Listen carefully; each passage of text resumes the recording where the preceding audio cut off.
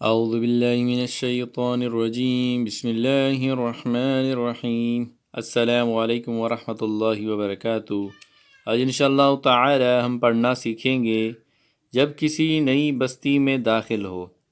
جب کوئی شخص کسی نئی بستی میں داخل ہو تو یہ دعا کرے: اللہم انی اسألک خیر هذه القریة وخیر اہلها ونعوذ بك من شرها وشر أهلها وشر من فيها اللهم إني أسألك خير هذه القرية وخير أهلها ونعوذ بك من شرها وشر أهلها وشر من فيها۔